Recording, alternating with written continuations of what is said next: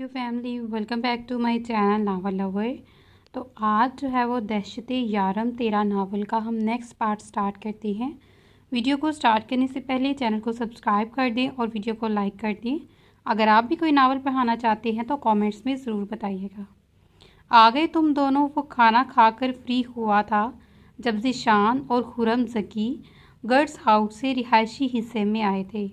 तुम दोनों ने खाना खा लिया। वो किसी बाप की तरह फिक्रमंदी से दोनों की तरफ मुंह करके बोला, जी बाऊ खा लिया। स्टडी रूम में चलो, मैं वहीं आता हूँ। चाय वहीं ले आएगा ज़ीशान। जी बाऊ ज़रूर। शान ने भी ताबेदारी दिखाई। वो दोनों उठकर बैग पर बनी स्टडी रूम की जानिब बढ़ गए। गाजिया ज़हीर अभी अभी भी किचन में रखे डाइनिंग टेबल पर बैठी इन बच्चियों से इधर उधर की बातें सुन रही थी। खुद तो वो दूर कहीं अपने पापा के पास ही वो अभी से उदास हो रही थी। चंद घंटों में ही अपनी माँ और बाप दोनों के लिए, मगर हालात ऐसे ही थे जिसकी वजह से इसे चुप रहने ही बेहतर लगी थी। मगर अब सारे आलम के चंद अल्फाज पर इसके कान खड़े हुए। तुम चलो स्टडी रूम, मैं भी वहीं आता हूँ। यहाँ बच्चों के सामने बात करना ठीक नहीं है। इन बातों ने तो इसे चौंकना किया। मुझे आंख बंद करके यहाँ नहीं रहना चाहिए। मुझे आंखें, कान, नाक, बल्कि अपनी हर एक हिस्स को बेदार रखना होगा। मुझे जानना होगा कि आखिर राज छुपा क्या है। इस खूबसूरत तरीन आदमी के पीछे कौन है? एक शैतान या एक मसीहा? मेरे पापा पर कातलाना हमला किसने किया? मैं बेटी हूँ तो क्या अपने माँ बाप के लिए कुछ नहीं कर सकती? नहीं, मैं भी कर सकती हूँ। मुझे अपने सामने सच्चाई को खुद ही लाना होगा। वो सोचती हुई अपने जहन को किसी प्लान के मुताबिक तैयार कर रही थी, यानी प्लान तरतीब दे रही थी। सुनो, तुम सब अपने अपने रूम में जाओ, मतलब अपने घर जाओ। मैं थक गई हूँ ना, तो सोना चाहती हूँ। ठीक है भाभी, आप बहुत प्यारी हैं। आप दोनों की जोड़ी सलामत रहे। हमेशा सबने बारी बारी से प्यार किया और अपने साथ वाले अपार्टमेंट में चली गई। गाजिया ज़हीर इन्हें जाता देख रही थी और फिर शान को कहकर वो अब सारे आलम के रूम में चली गई। शान जब चाय लेकर स्टडी रूम में गया तो वो भी खिड़की से हटकर इसके पीछे दबे पांव चल गई। खुरम, हमारे प्लान के मुताबिक आज हमें वहाँ होना चाहिए था, क्योंकि अभी लोहा गर्म है। अभी से चोट लगाना ज़रूरी है। इससे पहले कि सब चुकने हो जाएं, हमें इस मौके का फ़ायदा उठाना चाहिए और वहाँ पहुँच जाए। इसे भी सारी सूरत हाल का पता है। जमाली अभी अंदर है और फ़खरी अभी अकेला है। जस्टिस को भी ठिकाने लगा दिया है। गाजिया ने मुंह पर हाथ रखा था। हैरत और सदमे से इसका मुंह खुला रह गया। अच्छा, तो मैं सही थी, वो सिसकी थी, मगर दरवाजे से नहीं हटी। सोच गाजिया ज़हीर, तुम्हें इन गुंडों के चंगुल से कैसे निकलना है। अब सारे आलम एक लम्हे के लिए चुप हुआ और फिर गोया हुआ। अपनी तहकीक के मुताबिक वो ब्लैक मनी वहीं होनी चाहिए और इसे आज हर हाल में अपनी तहवील में लेना होगा। अब चलो गाड़ियाँ तैयार करो और शान तुम यहीं रहो, गाजिया अकेली है, इस पर भी नज़र रखना, वो बहुत जज्बाती है। अब सारे आलम ने किसी और लिहाज से कहा था, मगर गाजिया ज़हीर इसे भी गलत रंग दे गई। वहाँ से हट गई। वो तेज़ी से अपने रूम में आई और इसे अभी करना जो भी करना था वो सोचते हुए पहले टहलने लगी, मगर बाद में कंबल ओढ़कर सोती बनी। कदमों की आवाज़ इसके करीब आकर रुकी थी। वो सोती बन गई। अब सारे आलम ने ड्रॉर से पिस्टल निकाला और इसे अपनी मतलूबा जगह पर रखा और फिर बेड की साइड से घूमकर दूसरी साइड पर आया, जहाँ गाजिया ज़हीर कंबल तान कर सो रही थी। इसने बहुत आहिस्तगी से कंबल सर से उठाया और चंद लम्हे इसे देखता रहा। इसके काफ़ी कलर के जैसे बाल बहुत खूबसूरत लग रहे थे। अब सारे आलम को इस पर बहुत प्यार आया। आज अपना प्लान कैंसिल करने को चाहता था। इसने माथे पर आए नन्हे से पानी के कतरों को अंगूठों से साफ किया और अपनी ब्लैक सिल्की बालों में उंगलियां फंसाता बेख्तियार इस पर झुका था। ज़रा से होठ इसके लबों पर रखे, मगर अगले ही पल पर गाजिया ज़हीर सारा ड्रामा भूल चुकी थी। इसने दोनों हाथ अब सारे आलम के सीने पर रखे और मुंह दूसरी साइड पर करती उठने लगी। सारे आलम ने इसकी हरकत पर अपना हाथ तकिए से हटा लिया।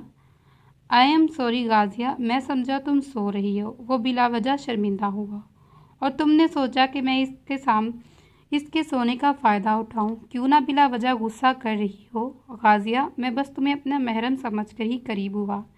ऐसा भी मैंने कोई जुल्म नहीं किया। मैंने वो कौन सा बंदा अभी भी खोल ही रहा था। तुमने जो समझना है समझो, मैं इससे ज़बरदस्ती के रिश्ते को नहीं मानती। तुम्हारे फेंके हुए जाल में मैं आ तो गई हूँ, मगर मुझे इसे कुतरना भी आता है। मैं अपनी हिफाजत करना जानती हूँ और अपने वालिदैन की भी। गाज़िया ज़हीर, कभी अपनी अकल भी इस्तेमाल कर लिया करो। इतना ही आज मुझे सुनाओ जितना तुम कल को सुन सको। अच्छे बुरे में पहचान की सलाहियत पैदा करो। खुद में, अपने और बेगानों में फ़र्क करना सीखो। मैं अभी जा रहा हूँ, आराम से सो जाओ, कल बात करेंगे। वो एक बात अपने दिमाग में बिठा लो, अब सारे आलम का जैसा जाहिर है वैसा ही बातिन है। आजमा लो, ये गाड़ी की चाबी है। और अकेली मत जाना कहीं भी। टाइगर को बोल देना मुझे बताए बगैर तुम्हें कहीं भी ले जाएगा। मेरे हाथ साफ हैं, ये देख लो। इसने अपने हाथ गाज़िया ज़हीर के सामने किए और बाहर चला गया। हाथ साफ से मुराद इसकी ये थी कि मैंने कोई जुर्म नहीं किया, कभी कोई खून खराबा नहीं किया। गाज़िया ज़हीर इससे उलझना नहीं चाहती थी, मगर इसकी आखिरी बात ये और चाबी देने पर ठटकी ज़रूर थी। कहीं इन्हें पता तो नहीं चल गया। जैसे ही इसके कहने पर तो चलूँगी आया बड़ा मुझे समझाने वाला। वो सर को झटका देती ड्रेसिंग के सामने आई, अपनी शर्ट को खींच तान कर सीधा किया। किचन में आई। खान किचन में ही था। काम वाली अपने क्वार्टर में जा चुकी थी। शान अपने लिए कॉफ़ी बना रहा था। भाभी, आप सोई नहीं अभी तक? शान भाई, मेरे सर में बहुत दर्द हो रहा है, कोई गोली तो मुझे दे दो। अच्छा, मैं लेकर आता हूँ। वो जैसे ही बाहर निकला, गाज़िया ज़हीर ने अपनी मुट्ठी में पकड़ी टैबलेट, जो कि स्लीपिंग पिल्स की थी, अब सारे आलम के रूम से मिली थी। ज़हीरुल हसन भी ये ही यूज़ करता है। कभी कभी अब सारे आलम को भी ज़रूरत पड़ जाती, वरना वो सोता ही कितना था। इसकी नींद 10 मिनट में पूरी हो जाती। जितनी मेहनत इसने की थी, इसे आदत हो गई थी ना थकने की। वो गोश्त पोस्ट का बना एक नरम पत्थर था। क्योंकि इसका दिल सख्त नहीं हुआ था, वो दोबारा अपनी जगह पर आन खड़ी हुई। शान भी टैबलेट ले आया। ये ले टैबलेट, आप ले लें। और आप कॉफ़ी पियेंगी? नहीं, मुझे फिर नींद आएगी गाज़िया, मुझे फिर नींद नहीं आएगी। गाज़िया ज़हीर ने इनकार में सर हिलाया और अपने रूम में जा खड़ी हुई। कदम आवरा खिड़की में लाउंज की तमाम एक्टिविटी नज़र आती थी। शान का और दीगर का वो बड़ा सा बेडरूम, जिसमें बहुत सारे सोफ़े रखे हुए थे, वो आम सोफ़े नहीं थे। वो रात को बेड का काम करते और दिन में इनको सिटिंग रूम और ड्राइंग रूम बना दिया जाता। बहुत जदीद तर्ज पर बना हुआ वो घर किसी शानदार की चॉइस का मुंह बोलता सबूत थी। गाज़िया ज़हीर ने शान को अपने रूम में जाते देखा और ख़ुद अपनी चादर ठीक की और अब सारे आलम की दी हुई चाबी उठाई और बाहर निकली। मगर वहाँ काफ़ी सख्त पहरा देखकर वो चौंकी थी। ये तो मैंने सोचा ही नहीं था। वो मायूस वापस पलटने लगी जब एक देहर जैसा शख्स इसके सामने आया और डर कर पीछे हटी और इसकी आंखें ही नज़र आ रही थी। बाकी एक नेप के जैसा मास्क लगाए हुए था। इसकी हाइट बड़ी होने की वजह से गाज़िया को वो कोई भूत जैसा लगा। भाभी, आपको कोई काम था तो आपको ले चलता हूँ। इसकी आवाज़ में दाड़ते हुए किसी टाइगर जैसी ही थी। कहाँ ले जाएंगी मुझे? जहाँ आप कहें। बॉस का हुक्म है, आप अकेली नहीं जाएंगी। ये बॉस भी कोई बुला है। मुझे तो लगता है वो बड़बड़ाई कुछ सोचते हुए इसके साथ बाहर निकल गई। ये जाने बगैर कि इसे जाना कहाँ था। आपका नाम क्या है? टाइगर। टाइगर ने बिल्कुल सीधा जवाब दिया। टाइगर भी कोई नाम होता है? ये तो जानवरों का नाम है। मुझे बाऊ टाइगर कहते हैं, तब से हर कोई टाइगर कहता है। मुझे भी अब ये नाम पसंद है, तभी टाइगर जैसी खाल पहनी है। वो खामोश हो गया। इसने अदब से सर झुकाया, गाज़िया ज़हीर के सामने नहीं, अब सारे आलम के सामने। बाऊ, वहाँ कितना खतरा हो सकता है? आपने भाभी को क्यों आने की इजाज़त दी? खुर्रम ज़की और अब सारे आलम कुछ सिक्योरिटी के साथ एक गाड़ी में मौजूद थे, जबकि दो भी गाड़ियों इनके हमरा मौजूद थी, एक आगे और एक पीछे। अब सारे आलम की गाड़ी में जो सिस्टम लगा हुआ था वो तकरीबन हर एक गाड़ी में मौजूद था। इसके अंदर लगा हुआ वो सिस्टम सब कुछ जान जाता था, जैसा कि इस गाड़ी में हो रहा था। इसकी तमाम लोकेशन, इसमें मौजूद तमाम सिक्योरिटी गार्ड्स की चेकिंग, इनकी एक्टिविटीज़, इनके पास कौन आ रहा है, कौन जा रहा है, वो किससे मिल रहे हैं, अपना काम कैसे अंजाम दे रहे हैं, वो सब कुछ अब सारे आलम अपनी गाड़ी में लगे इस लैपटॉप की स्क्रीन पर देख सकता था। और ये बात बेहद खुफिया थी, सिवाय चंद खास लोगों के, जिसमें खुर्रम ज़की, ज़ीशान, शान और टाइगर शामिल था। इसके घर से लेकर गाड़ी तक, और सिर्फ यही नहीं, इसके अदारे गर्ड्स हाउस में भी ये सिस्टम था और कुछ ऐसे ही सायरन भी नब से, जिससे अगर कोई खतरा लाहक होता तो वो सब तो क्या पूरा मोहल्ला अलर्ट हो जाता। गाजिया ज़हीर जब इन बच्चियों को भेजकर अबसार आलम के रूम में गई, इस वक्त स्टडी रूम में लैपटॉप ऑन था। गाजिया ज़हीर शान के जाने का वेट करते करते खुद को भी तैयार कर चुकी थी। जैसे ही शान चाय की ट्रे लेकर वहां पहुंचा, इसके पीछे ही गाजिया ज़हीर लिपकी। अबसार आलम जो इसे पहले ही विंडो पे पुरसोच नज़रों से शान को देखते हुए दिलचस्पी से देख रहा था, इसका स्टडी रूम की तरफ आना खटका था और जैसे ही वो बाहर आकर कान लगाकर गेट पर रुकी, अबसार आलम की छठी हिस्स बेदार हुई। इसलिए इसने इशारा कनियों में बात ख़त्म की और फिर इन सबको जाने का कहा। वो नज़रें लैपटॉप पर जमाए हुए इसके तेज़ तेज़ कदम उठाता इसे देख रहा था। जब वो रूम में आई और इससे लेकर कंबल ओढ़ने तक वो इसे देखता रहा। फिर एक फ़ैसला करते हुए उठा और टाइगर के पास गया, जो स्टडी रूम के बराबर थोड़े ही फासले पर था। अबसार आलम ने इसे सारी बात समझाई और इसे कहा कि जैसा वो कहे, जहाँ वो कहे, इसे ले जाना। वो मुझसे बदगुमान होना छोड़ दे। ये बात इसने सिर्फ सोची थी, लबों पर नहीं लाई। कैमरा ऑन कर लेना ताकि मुझे एक एक पल की खबर मिले। अगर तुम वहाँ किसी भी किस्म का खतरा देखो, तुम्हें सिर्फ शक भी हो तो सिर्फ मेरी नहीं, अपनी भाभी की हिफाजत करनी होगी, बल्कि मेरी तरह जैसे तुम मेरी केयर करती हो। समझना, अबसार आलम खड़ा है और इसको खतरा है। भाऊजी, इन सब बातों के जवाब में बस इसने इतना ही कहा, टाइगर ने, और फिर सर झुका लिया। हमें कहाँ चलना है? तुम्हारे बाऊ के पीछे जी। टाइगर प्लान के मुताबिक चल रहा था और अबसार ने इससे कहा था कि इसे शक नहीं होना चाहिए। आप मजाक कर रही हैं क्या? नहीं, मैं सीरियस हूँ, मगर मैं आप वहाँ नहीं ले जा सकते। ये तुम्हारे बॉस का हुक्म है।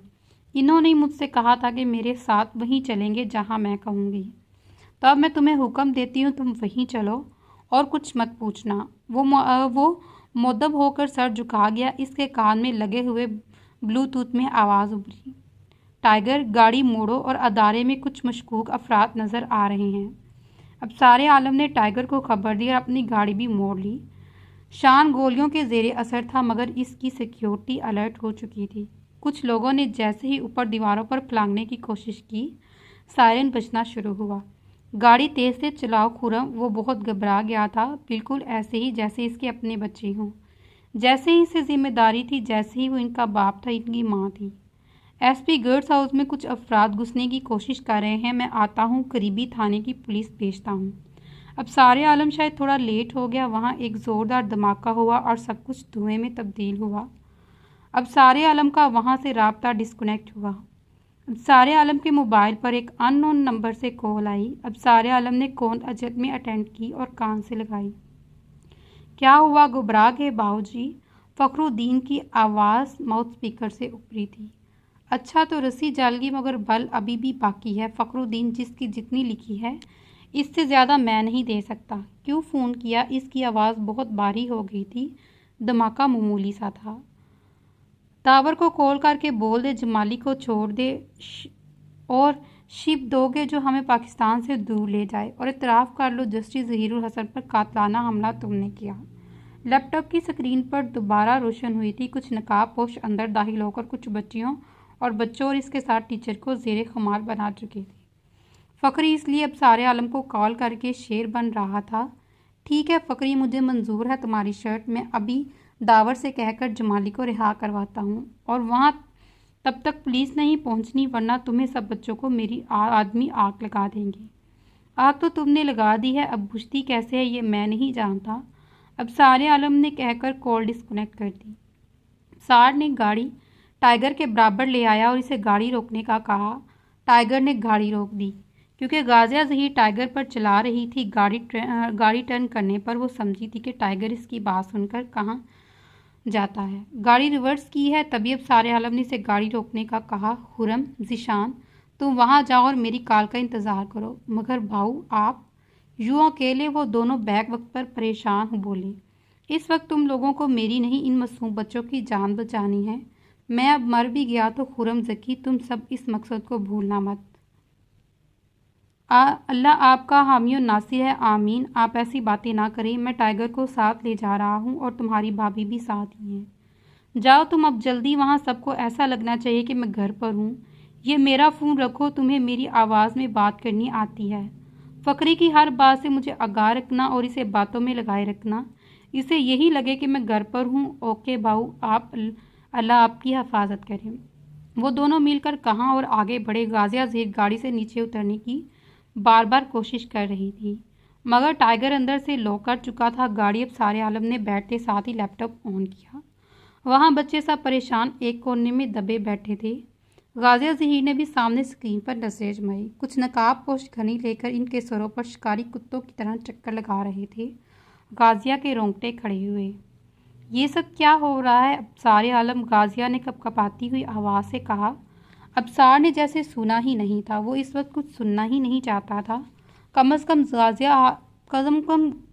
गाजिया ज़हीर को तो बिल्कुल भी नहीं, क्योंकि इसने शान की कॉफ़ी में स्लीपिंग पिल्स मलाई थी। अगर वो सोया ना होता तो कोई चिड़िया भी वहाँ पर पर ना मार पाती। अबसार की रोशन सी पेशानी पर नन्ही नन्ही सी लकीरें उभरी। ऐसा बताता था कि वो ज़ब्त की इंतहाओं पर था। मुझे उतार दें आप यही, मुझे आपके साथ कहीं नहीं जाना। गाजिया ज़हीर ने एक बार फिर इसे मुतवज्जा किया। टाइगर, गाड़ी रोको। बाऊ, यहाँ वीराने में क्या हुआ? तुम नीचे उतरो। टाइगर ताबियादारी से नीचे उतरा। अबसार फ्रंट सीट से ड्राइविंग सीट पर आया और गाड़ी को हवाओं की रश पर रख दिया। गाजिया ज़हीर अबसार आलम का ये रूप देखकर अंदर तक खौफज़दा हुई। अबसार आलम के रोशन से माथे पर सिर्फ लकीरें नहीं उभरी, इसके हाथों के ऊपर वो नसों का जाल भी बहुत नुमाया हुआ। वाइट सूट पर वाइट वेस्टकोट पहने वो सदियों का थका हुआ मदरसर सा लगा गाजिया ज़हीर को। कुछ तो है जो गलत है, जो मेरी आंखों से ओझल है। गाजिया ज़हीर इस भागती हुई गाड़ी में बस एक ही बार सोच रही थी। टाइगर अपना मास्क लगाए किसी स्टूट की तरह फ्रंट सीट पर बैठा था। गाड़ी में हो का आलम था। गाजिया की हालत बहुत ही अजीब थी। बच्चे लैपटॉप की स्क्रीन पर सिसक रहे थे और जो दबे बैठे थे, जैसे कि इंसान को देखकर कछुए अपने खोल में मुकीद हों। गाजिया ज़हीर की नज़रें बार बार स्क्रीन पर उठती और फिर अबसार की हालत पर। क्या वाकई गाजिया ज़हीर, तुमने इसे समझने में गलती की? वो फिर खुद को टटोलने लगी, मगर इसके अंदर भी गाड़ी के अंदर जैसी ही खामोशी थी। रात अंधेरी तरीन हो रही थी। शहर की इनकत रोशियों इस अंधेरे को निकलने में नाकाम हो रही थी। अब सारे आलम को जैसे अपनी सुध-बुध खो बैठा था। गाड़ी हिचको ले खा रही थी। कुछ कहीं जंप आ रहे थे, कहीं वो उछलकर गाड़ी की सीट से जा लगती, तो कभी सहम कर दिल पर हाथ रखती। वो वक्त को कोस रही थी जब अब सारे आलम के घर से निकली। इतनी खौफनाक ड्राइविंग इसने मुंह पर खोलने की भी इजाज़त नहीं थी। वो जैसे ही कुछ पूछती, अब सारे आलम तक कर कोई नया ही काम कर देता और अपनी बेइज्जती पर दब कर बैठ जाती। इससे 2 दफ़ा बात कर कर देखी और नतीजे सामने था। एक गाड़ी एक शानदार बिल्डिंग के सामने रुकी। सारे आलम नीचे उतरा, फिर टाइगर को सर के इशारे से उतरने का कहा। खुद गाजिया ज़हीर वाली साइड पर आया, जहां वो सर उठाए अपनी गोद में दोनों हाथ रखे अब सारे आलम के किसी हुक्म का इंतज़ार कर रही थी। नीचे उतरो। अब सारे आलम ने नर्म लहजे में मगर हुक्म देते हुए कहा। गाजिया को तो यही लगा कि वो बिला चूँ चरा नीचे उतरी।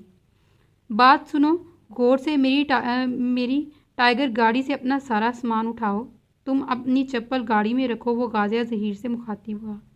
गाड़ी कुछ फासले पर खड़ी थी। गाजिया ने चप्पल उतार कर गाड़ी में रखी। गाजिया, तुम्हें आज इन मासूम बच्चों की ज़िंदगी बचाने में मेरा साथ देना होगा। दोगी मेरा साथ? इसने अपने आगे बढ़ाया। गाजिया ने भी फ़ौरन हाथ अबसार के हाथ पर रखा। अबसार आलम ने महसूस किया कि इसके हाथ एक ठंडे हैं, मगर इस वक्त इन सब से ज़्यादा इसकी फ़िक्र थी जो वो करने आया था। मैं साथ हूँ, तुम डरना मत। वो सर झुकाए फर्माबरदारी से सुनने लगी। तुम यहाँ से जितना हो सके तेज़ भागती जाओ, इतना तेज़ कि तुम्हारा सांस फूल जाए। टाइगर एक गुंडा बनकर तुम्हें पकड़ेगी नहीं कोशिश करेगा। वो थोड़ा फासले पर रहेगा। तुम चौथे घर का दरवाज़ा और बेल यूं बजाओगे कि जैसे वाकई तुम बहुत डरी हुई हो। अंदर से कोई पूछे तो इसे कहना कि प्लीज़ दरवाज़ा खोलो, मैं मुसीबत में हूँ। जो भी वास्ते हैं सब डाल देना, और वैसे भी तुम्हें देखकर वो गेट बिला झिझक खोल देंगे। तुमने तब तक दरवाज़ा बंद नहीं करना जब तक टाइगर वहाँ ना पहुँच जाए। वो नफ़ी में सर हिलाती हुई आगे बढ़ी। एक लम्हे के लिए गाजिया ने अपनी आंखें बंद की। खुद को तैयार करके बच्चों के वो उतरे हुए चेहरे याद करती ही खुद को तैयार करने लगी। और फिर जैसे ही अब सारे आलम ने कहा, इसने ऐसा ही किया। टाइगर ने भी इसके पीछे भाग रहा था। ब्लूटूथ कान से लगाए अबसार ने भी इनके पीछे ही जाना था, मगर पहले गेट खोलना ज़रूरी था। खुरम, क्या सिचुएशन है? सुनाओ। फखरी बार बार कॉल कर रहा है मगर डिस्कनेक्ट भी जल्दी कर जाता है। शायद इसे कॉल ट्रिप होने का डर है।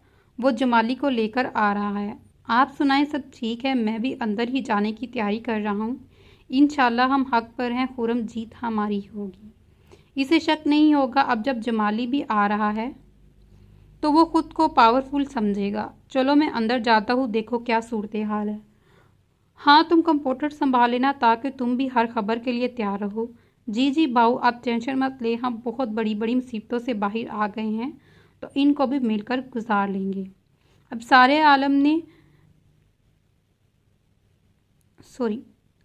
आलम ने दावर कोका की सारी शर्तें बताई थी। दावर ने भी ओके किया। इन्हें और जमाली को थाने से लेकर गर्ड्स हाउस पहुंचाने का कहकर खुद शान को लेकर आ गया। गाजी अबसार धड़ धड़ दरवाज़ा पीट रही थी। गेट कीपर ने हड़बड़ाकर आंखें खोली। गेट पर भी सिस्टम लगा था मगर अंदर सब सोने की वजह से कोई अलर्ट नहीं हुआ। गेट कीपर ने बड़ा सा गेट खोलना। लड़की की इब्तदाई हालत देखी। वो नंगे पैर और दुपट्टा आधे से ज़्यादा ज़मीन पर लटका हुआ था। बाल कैचर से बाहर बेतरतीब हो रहे थे। गेट कीपर ने इसकी हालत देखी तो जालीदार गेट भी खोल दिया और इसे अंदर बुलाया।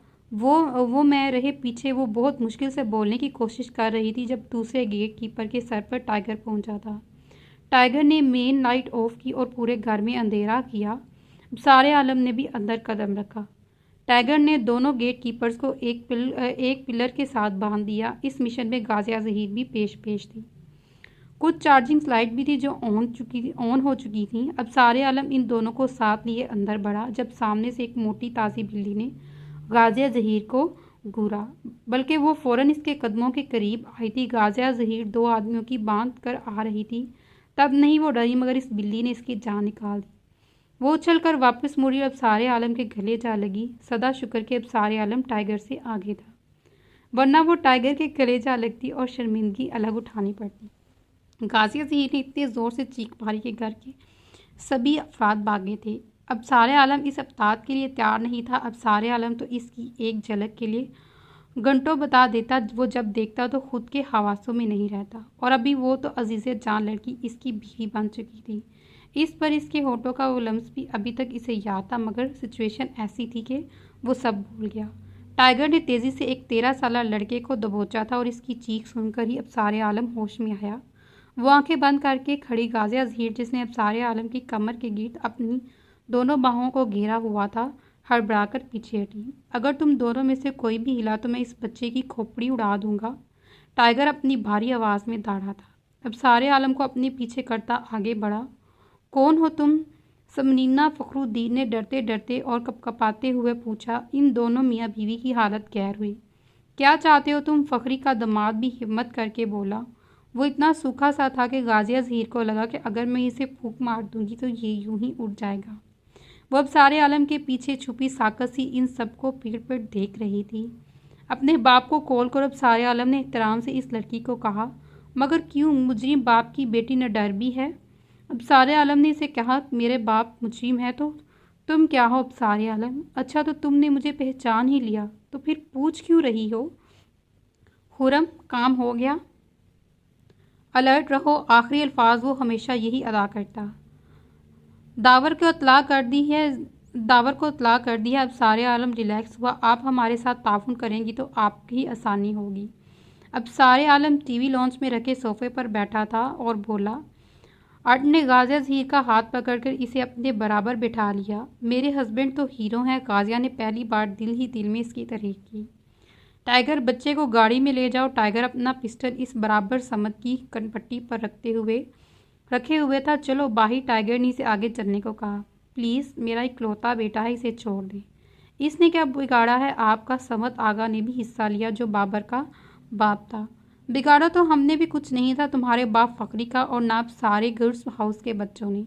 इसने मोबाइल ऑन किया और फ्लैश दीवार पर मारी जहां अंधेरा था। वो जिसे 70 स्क्रीन वाजिया हुई। दोनों मियाँ बीवी ने गर्दनें उठाई। जहाँ कुछ नकाबपोश बच्चों पर चीख रहे थे जो बच्चे डर डर कर रो रहे थे। इस पर गाजिया ज़हीर ने भी इस मंजर को एक बार फिर देखा। ये सब तुम्हारे बाप ने किया।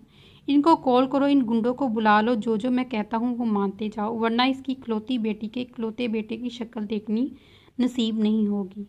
वो उठा। गाजिया ज़हीर का हाथ इसने यूं ही पकड़ा हुआ था जैसे वो कोई बच्ची हो और हाथ छोड़ने पर गुम हो जाएगी। मामा मुझे प्लीज़ बचा ले, टाइगर के आगे वो बच्चा चिल्लाया। रो रहा था। गाजिया को एक लम्हे के लिए इस पर तरस आया, मगर वो चुपचाप अबसारे आलम के पहलू में चलती जा रही थी। किस्मत की खेल निराले देखे। इंसान एक गोर रख कर नंद है, कहीं गंदगी से छुपा हुआ है, साफ सुथरा रखने की कोशिश करता है, मगर मन मैला छोड़ देता है। इसकी कभी नहीं सोचा, कभी नमाज छोड़ देता है, कभी गुस्ल करना भूल जाता है, मगर कभी लालच नहीं छोड़ता। औलाद अल्लाह की सबसे बड़ी नेमत है, अल्लाह की आजमाइश। कभी एक आम इंसान समझ नहीं सकता, कहीं पहाड़ियों के सीने चीरकर सफ़र को आसान बनाने वाला इंसान है। जहाज़ों की उड़ान भरने और परवान के बगैर ही आसमानों पर उड़ता फिरता है, मगर ये सब तो आर्जी है। तुम्हारे पास तो बस एक सांस ही है जो असली है, मगर ये सांस भी तुम्हारी अपनी बस में नहीं है। मैं आपको फ़खरुद्दीन और इसके दोस्त के घर का हाल बताने जा रही हूँ। मत लेकर जाओ अब सारे आलम मेरे बेटे को, वो बीमार है, इसे कैंसर है, मैं मर जाऊंगी अपने बच्चे के बगैर। मगर अब सारे आलम से पहले ही टाइगर मेन गेट अबूर कर चुका था। अब सारे आलम की आंख से दो मोटे मोटे पानी के कतरे निकले। वो एक लम्हे के लिए रुका, मगर इसे गाजिया ज़हीर के हाथ ने आगे खींच लिया। वो गेट से बाहर निकला ही था कि एक वजूद धर्म से नीचे ज़मीन पर गिरा। जी हाँ, समरीना फ़खर बेहोश हो चुकी थी। समद आगा ने कॉल की, मगर फ़खरी का सेल मुसलसल बिजी था। वो कॉल धड़ाधड़ मिला रहे थे, मगर सील मुसलसल अंगेज जा रहा था। वो घर के नंबर की तरफ भागा। पहली ही बेल पर कॉल अटेंड कर ली गई। किसी मुलाजमा ने फ़ोन उठाया। फ़खरी साहब से बात करवाई मेरी। वो सूखा सा बांस जैसा आदमी जो फ़खरी का दिमाग था, बोलने से भी कासिर हो रहा था। जी मैं इनके रूम में जाती हूँ। अपने रूम में बैठा अमेरिकन स्टाइल लाइफ स्टाइल में, अपनी बगल में सफ नाजुक के बीच बैठा, खुद को तख्तो ताज का मुमार था। मुसलसल अब सारे आलम के नंबर पर इसे टॉर्चर करने पर लगा था। नाम की तरह इसका सर भी फ़खर से बुलंद था।